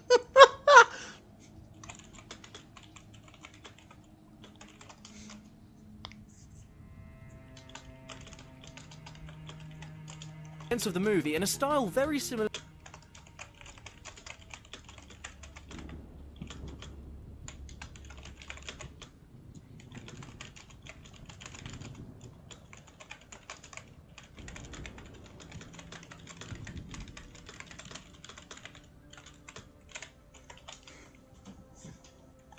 to the underwater segments from Crash 3. In fact, Finding Nemo in this sense reminds me a lot of the Shark Tale game, except it doesn't make me want to kick my dog. Luckily, this is 10 times better in terms of controls and mechanics, and Finding Nemo doesn't try to do a million different gameplay styles at once, making it more focused, easier to understand, and way more enjoyable. The presentation, though, is the best bit. There's all these neat attentions to detail, like being able to dive out of the surface of the water, which serves no purpose whatsoever, but you can just do it if you want to. And the character animations in general are pretty great, especially when you're performing a certain move. Although I don't like it when Marlin tries to kiss me, I'm not a fan of that.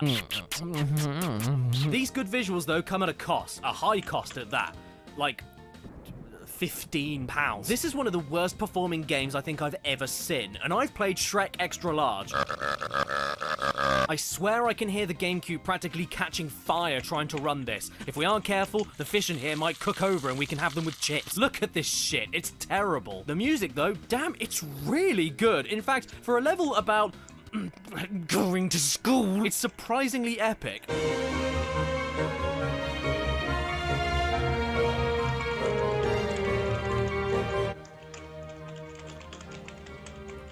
This almost makes me want to learn. Oh, you made me eat! Don't ever say that to me again. Each level has you doing a few different missions while getting to the end, similar to how A Bug's Life on PS1 handled it. And look at that, it was the same developers, aren't I a dick? I have severe panic anxiety. Some of these missions are collectathon related, some are based around finishing mini-games in a certain way, like winning a race or something, and whenever you complete them, they all end like this. I mean, in comparison to other Disney Traveler's Tales games, this is way too simple. This is an easy kids game, but it isn't the worst thing ever. I just wish it ran better. Or should I say, swam better. You live in what kind of home? In an amendment. You live in an enema? Do we need to remove it? It controls good, it looks good, the soundtrack is incredible for missions that are so mundane, but I can't keep playing this. The performance is worse than the last time I was in bed. It makes most of what you do practically unplayable, so I think I'll end things off with a glitch where I ended up winning a starfish by dying. Yeah, I did it. You are now dreaming. Nice, isn't it? Want to know why? Because this dream is sponsored by ExpressVPN. You know what I've been doing a lot during shop or get on Netflix and countless other sites. Did you know that I live in Venezuela? Well, I don't, but you can use ExpressVPN to pretend that you months of this incredible service for free. Yes, for free. You can pretend that you're in freezing cold Canada for 3 months. Actually, speaking of freezing cold. Kids, I found dinner! Huh? How did these get in here? This here is The Incredibles on the Xbox and Game Boy Advance. 2 more games from my childhood, both of which were published by Thick, and games which I poured hours in. More games from my childhood, both of which were published by Thick, and games which I poured hours into. I was obsessed with them. In fact, I was also obsessed with the movie. I was 10 years old when it came out, and as a huge fan of Spider-Man, I hadn't seen a relatable superhero story told like this before. It captivated me. You remember Buddy? Yeah, that was me, but with a movie. not a man shaped like a pizza slice. And when it comes to Incredibles games, let's start with the GBA version. I never actually owned this one until recently, because back in the day I borrowed it from my cousin multiple times and finished it over and over again while my sister had this Monsters Inc. game on GBA that I barely ever played. Was that any good? Please let me know in the comments, and I won't read them. The Incredibles on GBA is a 3D beat-em-up with 2D graphics that are pretty damn stylish, all things considered. But if you want to consider all things, you'll quickly notice how shallow, empty, repetitive, and bland this game is at its rotten little apple core. You have special moves, you can dash, you can jump attack, you have combos, but none of this means anything when your approach to every single situation is the same over and over again, which is then topped off by the enemies being copied and pasted exactly the same over and over again. By the way, these guns, yeah, they're not fun to deal with. They can get stuck. Hang on, what is this old woman doing hanging out on the roof of a skyscraper? Oh, what's that? This guy's gonna jump to his death? Well, if this face was coming at me, I'd want to jump too. Incredibles on the GBA is a distraction at best and boring at worst. You can't even save your progress and can only use passwords. Yes, in 2004, this is pretty pathetic. Wait. How did they get away with that as a password? And now we're onto the Xbox version, clearly and obviously the better game between the two, and the one that I spent the most time on as a young'un. You get to do all the things that superheroes do, like beat up bad guys, roll around in a force-field ball at 1,000,000 miles an hour to knock down guards and solve physics puzzles, turn invisible, try to get sticky bombs off of capes without actually trying to get the sticky bombs off of capes, race the school bus to school in the middle of broad daylight when you're supposed to be hidden under cover, save all of the civilians that look like ducks, and get to the scene of the crime just in time for your chin to save the day. Just like the GBA version, this is a beat-em-up game, but just way more varied, interesting, explorative, and there's more powers to use, more platforming, and I mean, it's on the Xbox, look at it. You also get to crush people under steel girders in a kid's game. The game looks pretty good for an Xbox title, you know, except for Mr. Incredible's crouching animation. And for some reason, there are quite a lot of graphical oddities and texture glitches in this game. The cars have metal nipples. Maybe it's because I'm playing this on the Xbox 360, but I don't know, man. Some of these things just feel like they're part of the game to me. Let's take a look and see what's on the other side. Oh, don't worry, Elastigirl. I know what's on the other side. Your husband's deconstructed face! This is the greatest graphical bug I've ever seen, and it's absolutely terrifying. Not only does the wall dress up as Mr. Incredible, but the floor does, and even entire skyscrapers. Look at this. I know Mr. Incredible is big, but he's not that big. Sadly though, for as much as I loved this game as a tot, especially the Violet and Dash ball rolling stage, it can be pretty tiring in places. The combat is nothing special at all, and there's way too many grouped enemy encounters that require standing around and waiting for more waves to appear before you can move on. And with instances like these battle tank mini-bosses, the amount of waiting you have to do just to get an attempt to hit them 1 time out of 3 is agonizing. But it's okay, because with the cheat code SAS mode, you can jack up the speed of the game to 300% and make it utterly unplayable. But at least waiting isn't a problem anymore. Speaking of speed, the best bit of the game will always be the fact that you can control a speeding child and get run over by cars.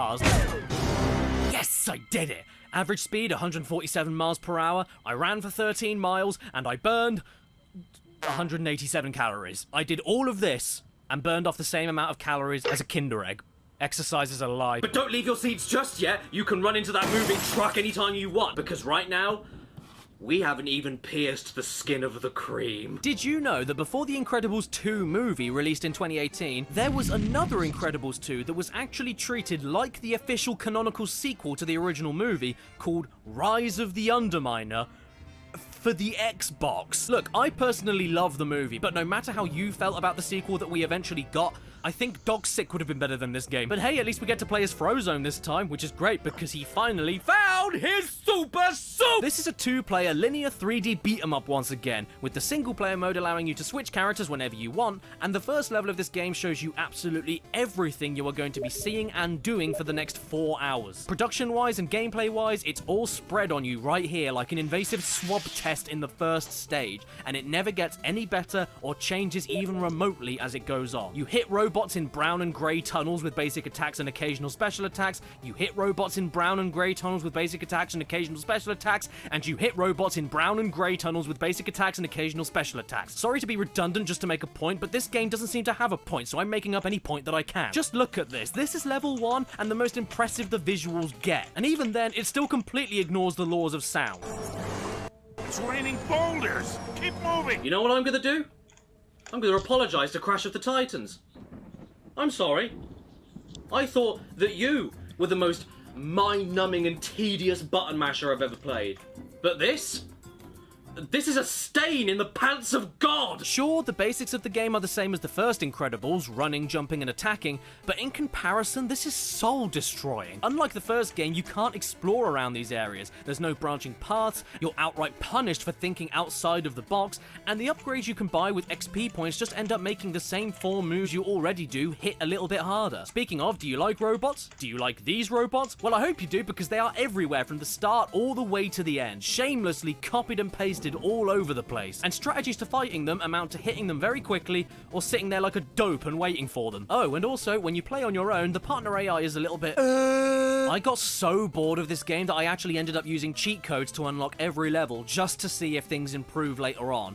And no, they don't. Believe it or not, I'm not showing you the same level over and over again. Aside from like one ice level, every single stage is you fighting robots in a brown hole. Yeah, I'm gonna put this game in my brown hole. The Incredibles Rise of the Underminer. Why the hell is this game even called that? The Underminer never goes above the ground. He doesn't rise in...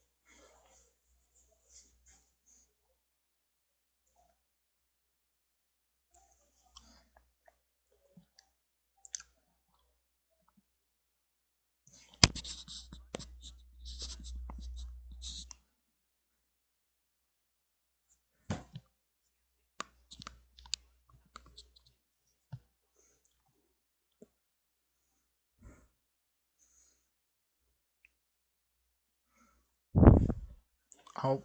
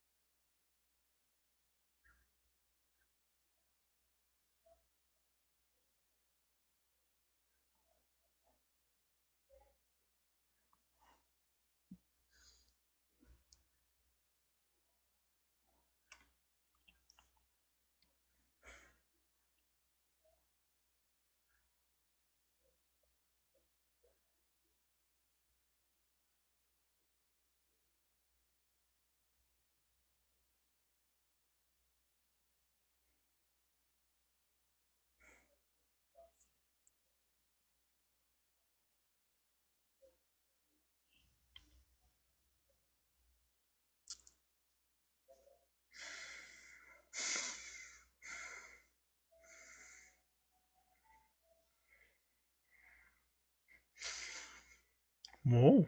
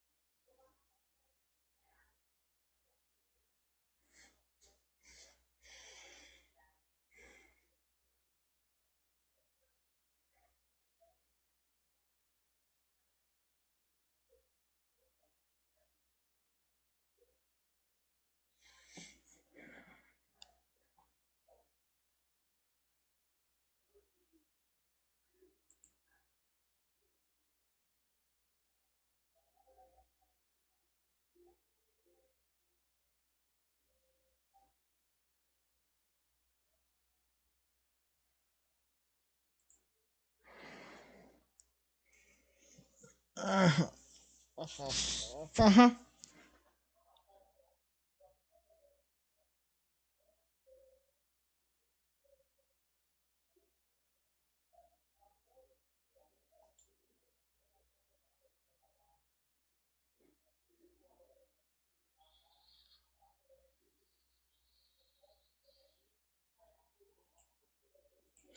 Parará, pará, pá.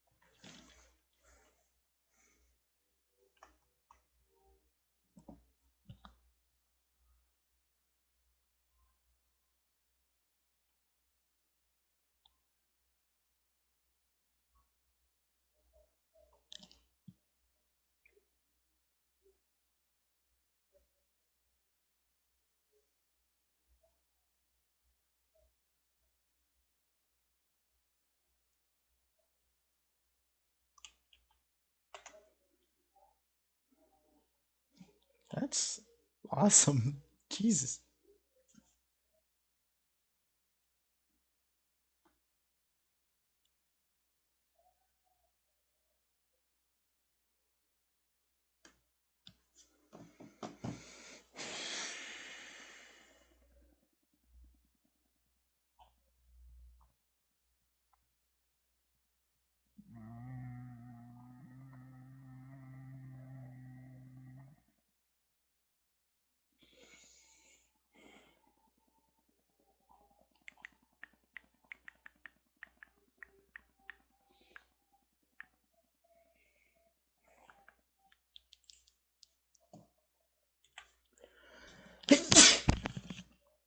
Opa.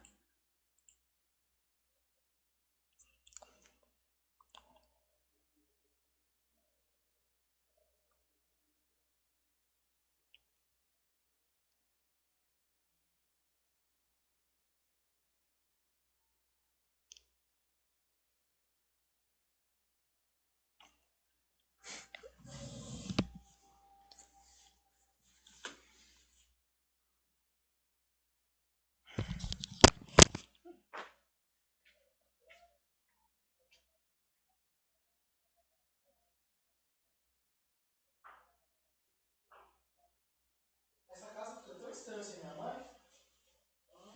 A casa fica tão estranha sem minha mãe, fica silenciosa. É só eu que acho isso?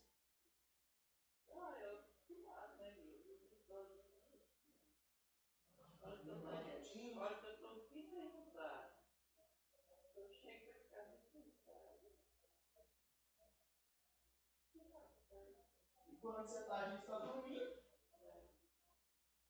Acostumou.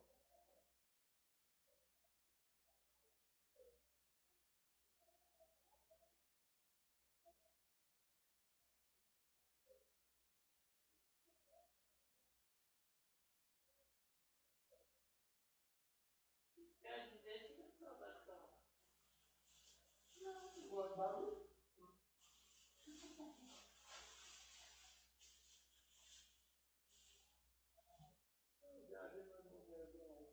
Hã?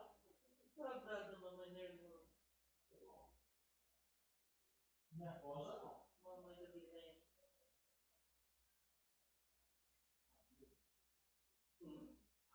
Sem saco, viu?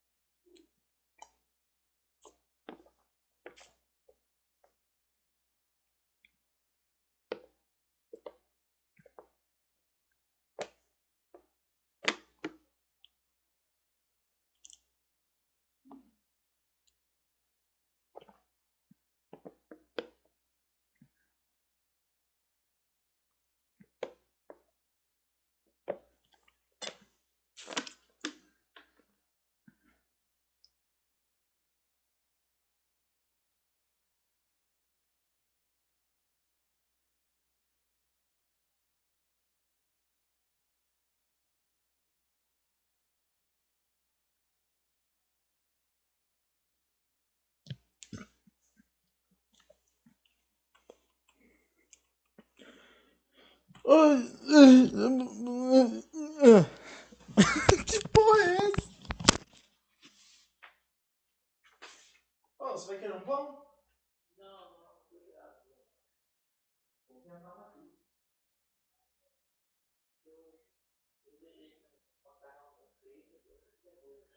Nossa, ficou ruim.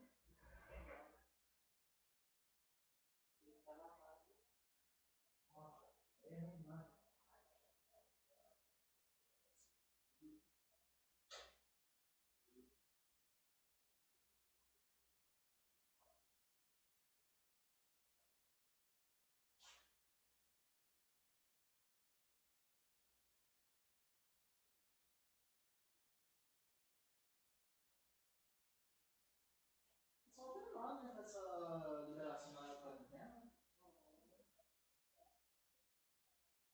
Tem que tomar cuidado.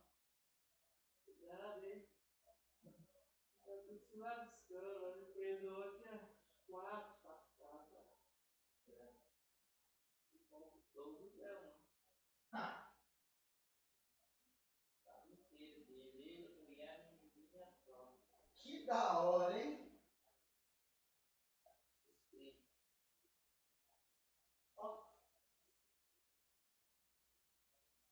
Durante o sul fechou todinho.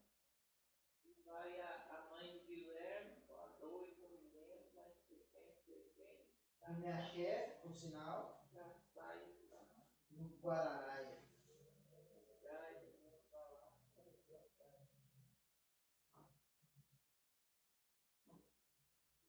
Eu espero que ela fique bem.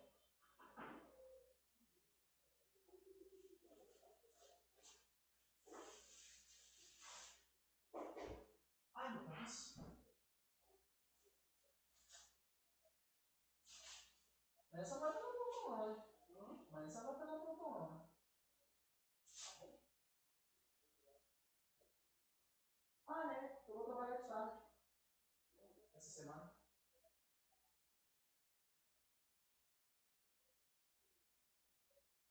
É, vai ter que abrir o portão. Não vai ter que abrir o portão. Quem? Você. Uai, eu vou trabalhar só de tarde.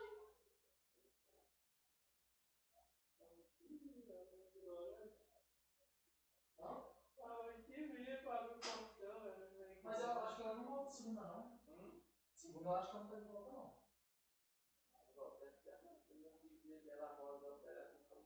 É, mas você, na segunda ela não, porque eu tenho que levar o final do Secretaria de Saúde. Fazer aqui. Então tem até perguntar pra ela, claro que quanto eu tenho que falar.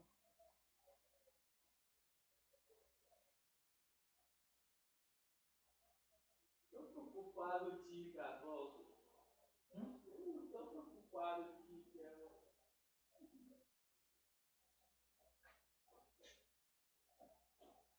Eu tô preocupado porque ela botou essa bucha no meu colo, eu tenho que virar.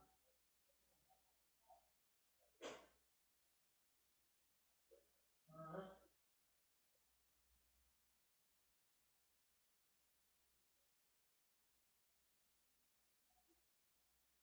Olha, 18 graus no horizonte.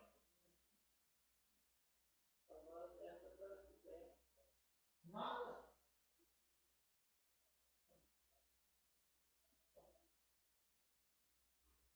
18 graus ainda tá tranquilo. Tranquilo, hein? Pega uma água de 18 graus. Tá medindo lá a água. Lugares. 18 graus ela. Pegava já tava no lugar na hora.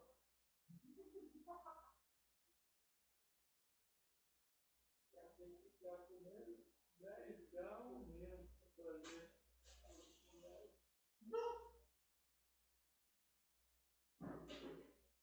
Tá 18, seria bem, cara, pra pegar.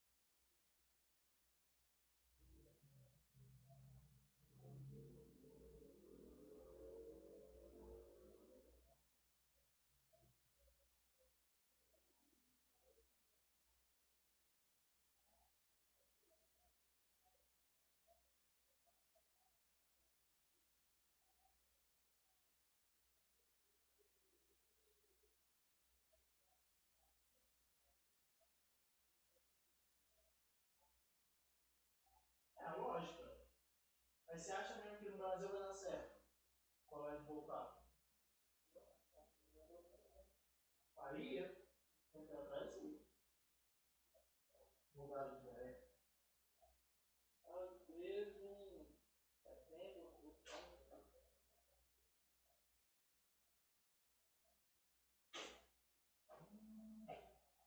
Brasil anunciar que nem Réveillon, nem Carnaval. Não, esse ano só vai começar esse ano não vai funcionar no Brasil mais não. Depois vai ser só depois de China já anunciam vacina todo mundo. E por sinal,